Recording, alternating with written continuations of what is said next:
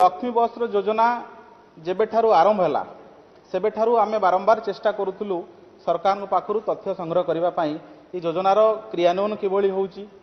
ये योजनार implementing agency किए सरकार विभिन्न समय तथ्य लुचेले तथापि मध्य जो तथ्य आछि से जो तथ्य को यदि आपण तर्जमा करिवे ये तथ्य अत्यंत चिंताजनक आ दुर्नीतिटा केमती सरकार बिना भयर करूछंती एवं ये जो प्रसंग ए प्रसंग रे लोकपाल निज आडू मामला रुज कर घटनार इन्वेस्टिगेशन करबा कथा ए घटनार मध्य ईडीर हस्तक्षेप रहिबा दरकार कारण एतरे मनी लॉन्ड्रिंग अछि इलीगल ट्रांजैक्शन अछि सरकारी संपत्ति को सरकारी अर्थ रे किना जायथिबा अर्थ को बेसरकारी लोकन को दिया जायछि घरोई कंपनी मान को अजाचित अनुग्रह कराइछि सीधा सीधा सरकारी अर्थ को घरोई मालिक माने मालिक हेइछंती